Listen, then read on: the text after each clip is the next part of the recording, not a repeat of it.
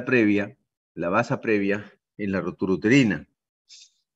Vamos a empezar hablando de lo que es placenta previa. Definitivamente la placenta previa es la implantación y desarrollo de la placenta en el segmento inferior del útero, donde la placenta se va a encontrar cerca o incluso cubriendo el orificio cervical interno. La mayoría de lo que es placentas previas no tiene una etiología específica. Sin embargo, hay pacientes con factores de riesgo para hacer esta patología. Aquellos pacientes que tienen cicatrices uterinas, no solo por cesáreas, también por miomectomías, legrados uterinos, multíparas. Hay pacientes que han tenido gestaciones anteriores con placenta previa o placentas con gran tamaño o embarazos múltiples. Desde el punto de vista de anatomía anatomopatológico, hay que tener en cuenta que hay una tardía aparición de la capacidad de fijación del trofoblasto, que esta capacidad de fijación a nivel endometrial se va a encontrar disminuida, va a haber alteraciones en todo lo que es la capa endometrial. Ahora, definitivamente una placenta de mayor tamaño, más delgada, más irregular, se asocia mucho a este tipo de esta patología de placenta previa. Hay que tener en cuenta las diferencias y las definiciones como tal de lo que es placenta de inserción baja, placenta previa marginal, placenta previa parcial y placenta previa total. Como estamos viendo acá en el gráfico, la placenta previa total es aquella que en su totalidad cubre el OSI. Ahora, la previa parcial cubre el OSI, pero no en su totalidad. La placenta previa marginal es aquella que se encuentra a menos de 2 centímetros del OSI. Y la placenta de inserción baja es aquella que se encuentra a más de 2 centímetros del OSI. Definitivamente, las placentas de inserción baja tienden a subir, a alejarse del OSI conforme va aumentando el tiempo gestacional. En el caso de las placentas previas marginales, hay que tener cuidado porque por más que se encuentre a menos de 2 centímetros del OSI, cuando el paciente empiece trabajo de parto o dilatación, se va a encontrar con la placenta y se va a desencadenar la hemorragia. No se olviden que lo que estamos hablando, el tema es hemorragias de la segunda mitad del embarazo. Entonces, la placenta previa, dentro de los síntomas y signos de placenta previa, tenemos que es una hemorragia indolora, que se da por lo general en el tercer trimestre. Por lo general es indolora, por lo general no está asociado a contracciones uterinas, pero también las puede haber. Es de un inicio sin aviso, insidioso, sin dolor. Se caracteriza por tener sangrado que va y viene, es interrecurrente. Muchas veces puede ceder espontáneamente. En la placenta implantada cerca del orificio cervical interno, la hemorragia aparece en el inicio del parto. Se va a relacionar con placenta ácreta. Generalmente, acá tenemos el gráfico, esta es la zona del segmento donde uno hace la incisión para extraer el feto en una cesárea. Muchas veces las placentas previas se implantan en esta zona y invaden la cicatriz uterina anterior. Como también, no solo por cesáreas, como les dije anteriormente, también puede ser por miomectomías. Entonces va a invadir las paredes del miometrio y eso va a acabar siendo un acretismo placentario. Entonces, muchas veces las placentas previas, cuando estas son operadas de cesárea, estas gestantes, muchas veces tienen el diagnóstico aparte de acretismo placentario porque invaden la cicatriz anterior a nivel del útero y eso te va a desencadenar una hemorragia posparto. Entonces pasamos de una hemorragia de la segunda mitad del embarazo a una hemorragia posparto, muchas veces llevando a la histerectomía para cohibir el sangrado.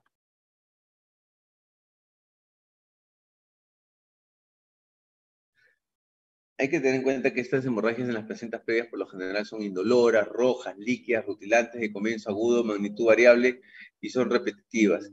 Tienen un inicio inusual.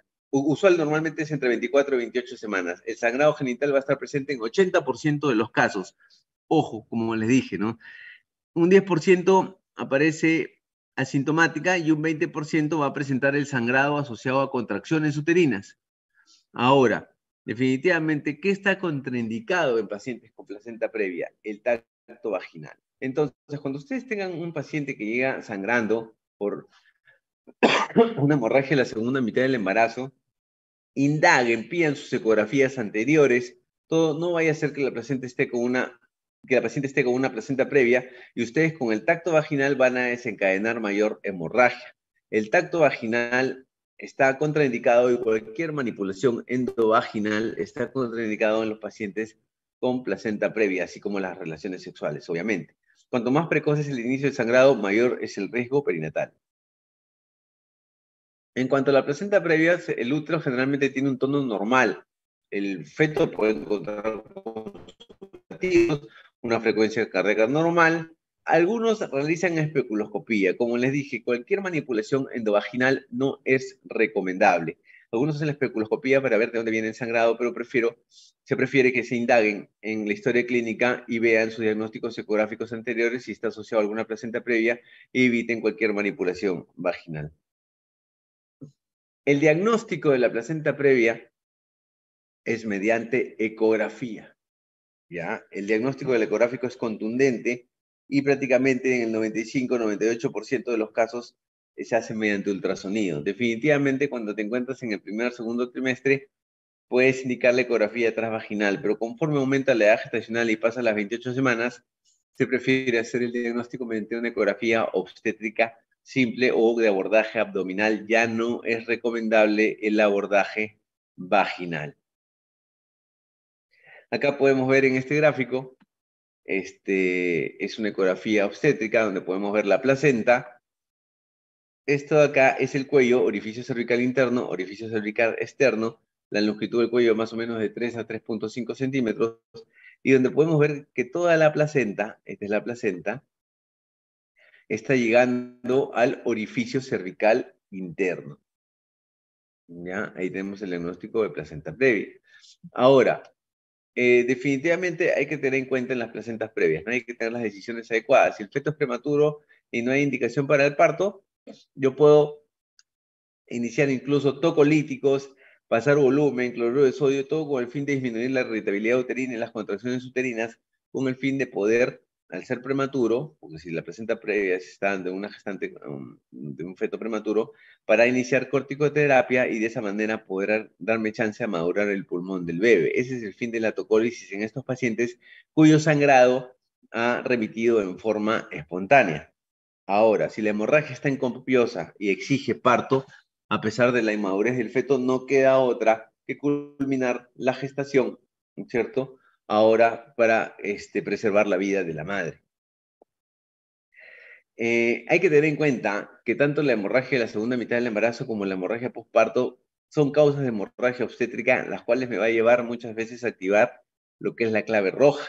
Entonces, me va a indicar poner una vía endovenosa con aguja 18, valorar la cantidad de sangrado vaginal, reponer la sangre, pruebas cruzadas, análisis de rutina, perfiles de coagulación, tocólisis, corticoterapia, todo con el fin de ayudar para preservar el bienestar materno-fetal. Pasando a la otra patología característica de la hemorragia en la segunda mitad del embarazo, tenemos el desprendimiento prematuro de placenta normoinserta, también llamado abrupto placentario. El DPP o desprendimiento prematuro de placenta normoinserta consiste cuando se forma un coágulo o un hematoma detrás de la placenta. Tenemos el no oculto y el oculto. Ahora vamos a verlo. El DPP por definición es la separación parcial o total de la placenta normalmente inserta después de las 22 semanas y antes del nacimiento del feto. Causa incremento de la mortalidad materno-fetal. Podemos tener un DPP total o parcial, ¿no? Hay dos grandes manifestaciones, la hemorragia externa y oculta. El sangrado visible con hipertonía es característico del DPP. El sangrado oculto muchas veces no lo voy a evidenciar por vía vaginal, pero sí voy a encontrarme con la hipertonía. Definitivamente el de mayor porcentaje es el de sangrado visible, el de sangrado oculto es menos porcentaje, es un 20% y definitivamente es más difícil de diagnosticar, pero lo que ustedes no se deben olvidar es que siempre deben acercarse al paciente a evaluarlo, a palparlo, tocar el fondo del útero, ver si hay hipertonía. Nunca dejen de evaluar un paciente, porque si se encuentran con un DPP oculto, ese paciente se va a estar quejando de un dolor intenso, van a encontrar la hipertonía, pero necesariamente no van a ver el sangrado. Y si es un paciente que ustedes han controlado, definitivamente pueden ver los controles prenatales, si supongamos que encuentran una altura uterina siempre de 30, de ahí fue avanzando la gestación, a las 3 semanas 32, y ahorita se encuentra con una altura uterina de 38, definitivamente no se olviden que el primer signo de desprendimiento de placenta es elevación y lateralización del útero, y por lo tanto, si estamos hablando de un DPP como hemorragia de la segunda mitad del embarazo, lo que van a encontrar es el aumento brusco de la altura uterina. Entonces, imagínense, aumento brusco de la altura uterina con respecto a los controles prenatales anteriores, más un hematoma retroplacentario, que no lo van a poder ver porque el diagnóstico es clínico, pero sí van a palpar el útero y van a encontrar la hipertonía y no un buen sangrado vaginal, pues están ante un DPP oculto, que es el DPP más difícil de diagnosticar. No nos olvidemos que nosotros, desde que hacemos el diagnóstico de un desprendimiento prematuro de placenta, tenemos un promedio de 10 minutos como máximo para que ese paciente esté entrando a sala a culminar la gestación. Aproximadamente ocurre en el 1% de los partos, 30% de las patologías de hemorragia en la segunda mitad del embarazo, tiene una incidencia de 1 en 200 o 300, y las formas severas puede llevar de 1 en 500 a 750. Hay mortalidad materna en un 5% y mortalidad fetal en un 50-80%. El 70% ocurre en embarazos con trastorno hipertensivo del embarazo. Ojo, se asocia mucho a mortalidad fetal y materna en menor porcentaje. Si ustedes estuvieran en un SERUM, definitivamente para un DPP, ustedes tienen que tener una sala de operaciones a la mano que necesariamente no lo van a tener. Pero no se olviden que estos pacientes, muchas veces que acaban con un DPP, son pacientes con trastornos hipertensivos del embarazo. Quiere decir que si ustedes diagnostican un paciente con preeclampsia, tengan cuidado con el DPP. El desprendimiento prematuro de placenta muchas veces se da en el pico hipertensivo. Lo que tienen que evitar es que se le dispare la hipertensión. Ahora, si se encuentran en una situación en la cual ya está un DPP instalado y están en su serum, pues tienen que pasar volumen, activar la clave roja y darle prioridad a la vida de la madre, hasta que lleguen de repente al hospital más cercano, que por lo general va a estar a 4 o 5 horas del centro de salud o puesto de salud en el que se encuentren. Ahora, definitivamente en cuanto a la fisiopatología, un desprendimiento prematuro de placenta normoinserta ocurre después de una rotura espontánea de un vaso de la decidua basal que va a provocar la formación de un hematoma, ¿no? Este comprime la placenta y sus vasos, produciendo una necrosis isquémica. No se olviden que el diagnóstico de desprendimiento de placenta es clínico y que tienen 10 minutos para culminar la gestación. Por lo tanto, no van a perder el tiempo pidiendo una ecografía. Ojo, muchas veces se ha visto casos en los que se sospecha un DPP y se pide una ecografía para pretender hacer el diagnóstico. La patología cuyo diagnóstico es ecográfico es la placenta previa. En el caso del DPP es un diagnóstico clínico evaluando al paciente, palpando el útero, encontrando hipertonía, aumento de la altura uterina y puede haber o no sangrado vaginal, sea un DPP oculto o no. Ahora, si el proceso en cuanto a la fisiopatología continúa, el hematoma va a disecar toda la placenta y puede pasar a través de las membranas al líquido amniótico dándole un color rojo vinoso. Claro, ya cuando el desprendimiento es total de la placenta y hay una muerte fetal intraútero, definitivamente nosotros podemos encontrar todo el líquido amniótico color rojo vinoso. En el caso del desprendimiento prematuro de placenta, hay que tener en cuenta que va asociado a lo que se conoce como útero de Cuvelier. Como podemos ver acá en la imagen, hay un desprendimiento de placenta y genera todo un infiltrado en la pared del útero, ovario, trompa, ligamento redondo, y acá podemos ver un halo marmoteado característico del útero de Cuvelier. Y definitivamente es producto de las mismas coagulopatías y trastornos de coagulación y perfil de coagulación que se alteran en este tipo de pacientes. Hay que tener en cuenta que no todos los úteros Cuvelier es indicación de histerectomía, pues muchos pueden responder a los oxitóxicos, como estamos viendo en este caso, ya de una vista antero-posterior. Estamos viendo acá por la parte posterior del útero, donde vemos ese infiltrado, y ya vemos un útero bastante tónico, contraído, pero sin embargo infiltrado y marmoteado, que es un útero de Cuvelier, pero que está respondiendo a los oxitóxicos y no está acabando necesariamente en una histerectomía. Ahora, también hay que tener en cuenta que estos pacientes con desprendimiento prematuro de placenta generalmente, como les dije, se asocian al trastorno hipertensivo del embarazo, pero hay ciertos factores de riesgo importantes que pueden haber, como son las vasculopatías, hipertensión arterial, diabetes mellitus, traumatismos externos, cordón umbilical corto, circular de cordón, lesiones endometriales, edad materna y multiparidad, asociación familiar, raza, RPM y parto prematuro, tabaquismo, desprendimiento prematuro normal inserta previo o deficiencia de ácido fólico, vitamina C, A, calcio y proteínas. Tengan en cuenta que en su serum muchas veces no van a ver tanto el DPP asociado a hipertensión o preeclampsia, pero por ahí que sí se pueden encontrar con muchos accidentes, ya que es en zona rural y puede haber en la chacra como traumatismos abdominales que pueden acabar en la formación de un hematoma retroplacentario que viene a ser un DPP. Ahora, muchos de esos se pueden autolimitar solo, la indicación es el reposo, la observación. En ese caso, si estuvieran en el SUSERUM, considero mejor que lo transfieran para observación y monitorización en un sitio de mayor capacidad resolutiva.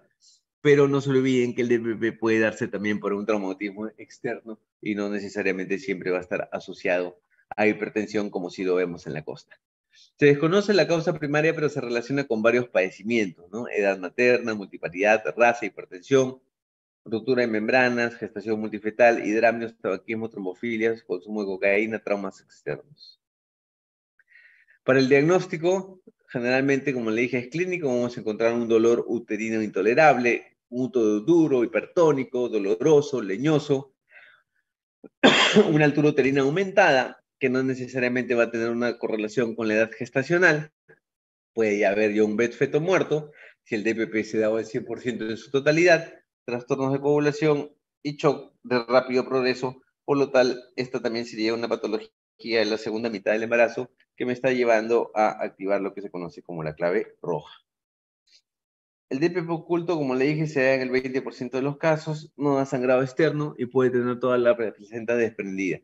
Sus complicaciones son graves. En el caso del DPP, que tiene un sangrado externo, es el 80%, es la mayoría.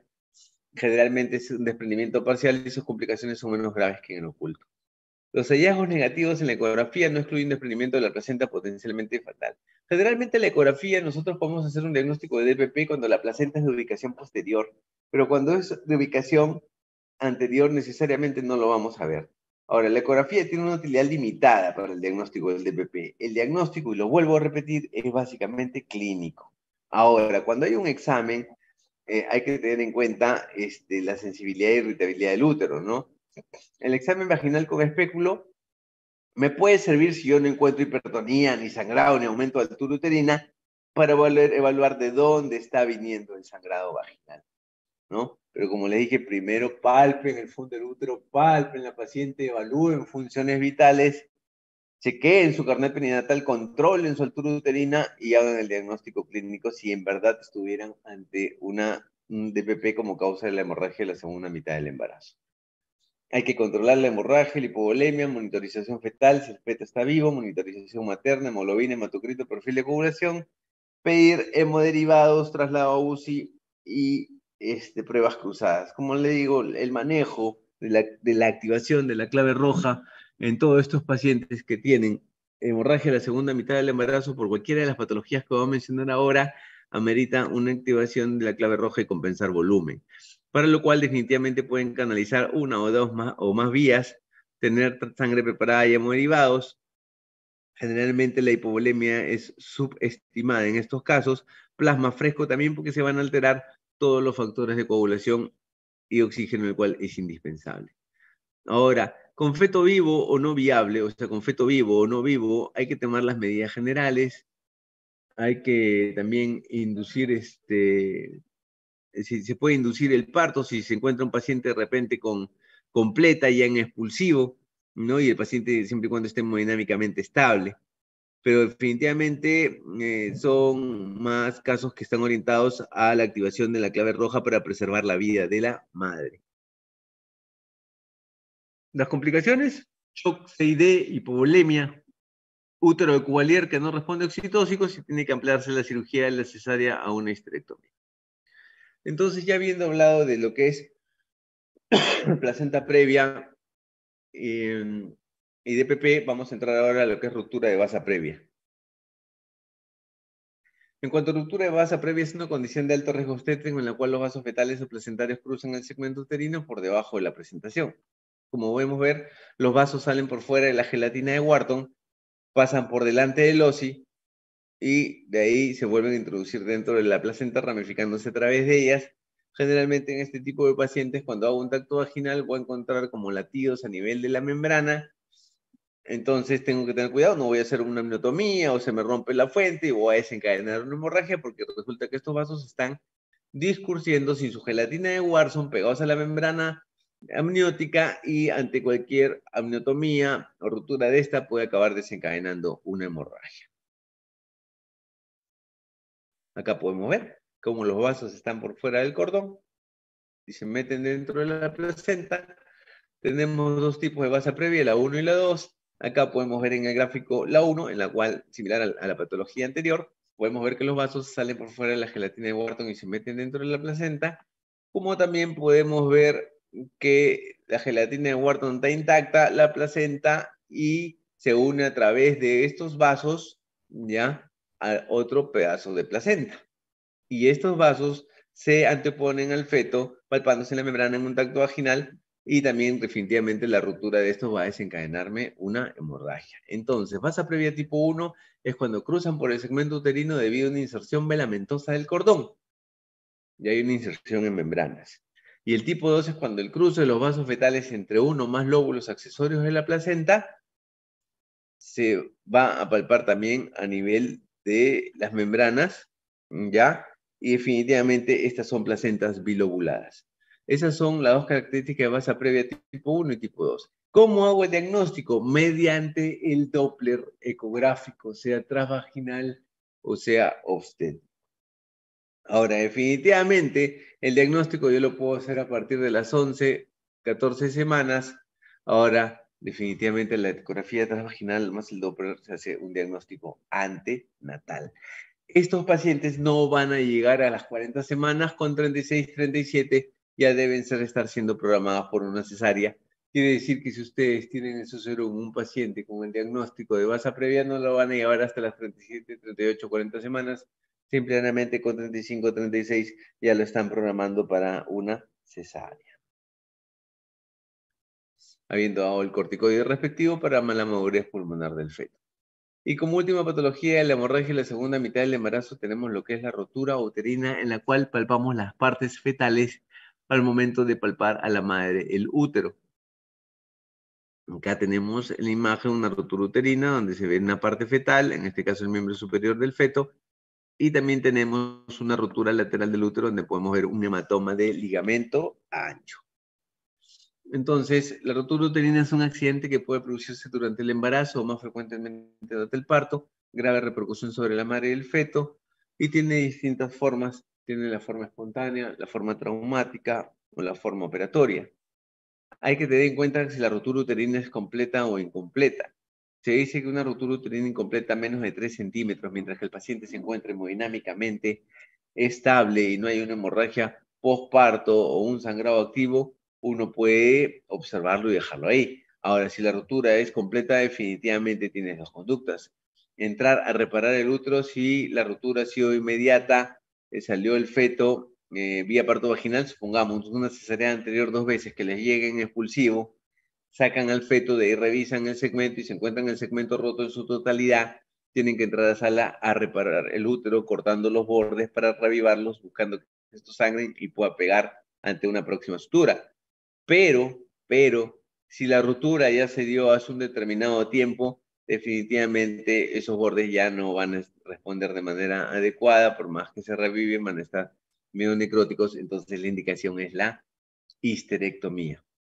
Ojo, ahí tienen el manejo, entonces entre una ruptura completa y una ruptura incompleta, en pacientes con cesáreas previas, la ruptura completa es la separación de la antigua incisión con la ruptura de las membranas fetales. Y en pacientes con cesárea previa, la dehiscencia de sutura o ruptura incompleta es la separación de la antigua incisión, preservando las membranas fetales íntegras. Clasificación, tenemos una rotura traumática asociada a fármacos o citóxicos, manipulación intrauterina, presión externa o maniobras instrumentales. Tenemos una ruptura espontánea en ausencia de traumatismos iatrogénicos, la ruptura uterina en trabajo de parto, obstruido no estimulado. Generalmente, pacientes cesárea anterior 2 veces o más, no hay forma que sean sometidas a un trabajo de parto normal por el riesgo de rotura uterina. Ojo, Las cesáreas anteriores pueden intentar un parto vaginal después, sí, mientras que la cesárea anterior haya sido una sola vez a término. Y el periodo intergenésico sea mayor a 16 meses para la literatura, mayor a 2 años a protocolos hospitalarios. Entonces, si ha sido cesárea anterior una vez, puede intentar un parto vaginal después de 2 años o 16 meses según la literatura. Pero si ha sido cesárea anterior 2 o 3 veces, no hay forma de que yo intente un parto normal, definitivamente tiene que ser programado para cesárea. Si es un paciente con antecedentes de cirugías de útero, miomectomía, tampoco voy a intentar un parto normal. La programo para cesárea por el riesgo de rotura uterina. Entonces, cirugías uterinas previas, gran multiparidad, legrados uterinos repetidos, malas situaciones o presentaciones, feto muerto, edad avanzada, anomalías congénitas, infecciones uterinas previas, todo eso me puede condicionar la rotura uterina. También hay que tener en cuenta que el uso de oxitocina en cesáreas anteriores no es recomendable. Por ahí cesárea anterior una vez se puede utilizar, pero bajo monitorización constante hasta que agarre un patrón dinámico. Pero ojo, bajo monitorización constante. Cesárea anterior 2 veces para arriba, no hay forma de utilizar ningún oxitóxico ni prostaglandinas. Hay una distosia del trabajo de parto también como factor de riesgo para rotura uterina, parto precipitado, sobredistensión uterina, parto instrumentado, malas maniobras obstétricas y el acretismo placentario. Acuérdense que, como les dije, el acretismo placentario, generalmente cuando la placenta se inserta sobre cicatrices uterinas anteriores, puede tener cierta tendencia a invadirlo y llevar el acretismo placentario, lo cual me va a llevar cuando yo saque la placenta en un acto quirúrgico se desencadene la hemorragia posparto inmediata. Acá podemos ver una rotura uterina donde definitivamente se ha advertido inmediatamente, está pasando sala, es un posparto vaginal, se proceden a reavivar los bordes para después afrontarlos, ya que ha habido una rotura total del útero, pero los bordes están sin signos de necrosis ni isquemia, es una rotura reciente y se puede buscar que salvar el útero. Definitivamente una rotura uterina también me va a llevar a mí a activar una clave roja y pasar volumen como corresponde, teniendo como signos y síntomas el dolor abdominal súbito, el cese de las contracciones uterinas durante el trabajo de parto, la hemorragia vaginal o maturia, los signos maternos de shock, partes fetales fácilmente palpables bajo la pared abdominal materna. Bueno, si hay ausencia de latidos cardíacos fetales, tengo que preservar la vida de la madre. Manejo. Definitivamente, activación de clave roja, cateterizar 2 venas con catéter número 18, solicitar todo el perfil de coagulación y sanguíneo, grupo pruebas cruzadas hemoglobinas, solicitar paquete globular, expansores, referir a la paciente a un centro asistencial de mayor capacidad resolutiva. Ante la sospecha de una ruptura inminente, proceder a la cesárea de emergencia. Si hay riesgo de vida de la madre, realizar la histerectomía dejando los ovarios. Si no hay riesgo de vida y la mujer desea aún tener más hijos, intentar reavivar los bordes y suturar el desgarro con el fin de preservar la vida de la madre y el útero para una próxima gestación. También tengan en cuenta que pueden tener ustedes cesáreas anteriores una vez de hace más de 2 años, pero cuya incisión del útero en la cesárea anterior fue corporal. Es importante acá una buena historia clínica, porque si yo tengo una gestante que ha sido cesárea anterior a las 30 semanas por preeclampsia severa y después de 3 años está gestando, definitivamente, y cambió de pareja y necesariamente no me van a hacer preeclampsia en esta gestación, pero no necesariamente va a ser parto vaginal por más que haya pasado 2 años, porque su incisión anterior fue corporal, no fue segmentaria. Entonces, eso también me aumenta el riesgo de una rotura uterina. Básicamente lo que les estoy diciendo es que cada caso es individual, que tienen que conocer los factores de riesgo para, según eso, poder ustedes determinar la vía ideal para el parto. En el caso de su serum, ustedes lo que tienen que buscar es captar los factores de riesgo y estar un paso adelante antes que estos se desencadenen y transferir el paciente a centros de mayor capacidad resolutiva para que pueda recibir la atención correspondiente al momento del parto. Sin embargo, es función de ustedes como nivel de atención primaria captar los factores de riesgo y transferir o referir al paciente según sea correspondiente a tiempo. Muy bien, doctores.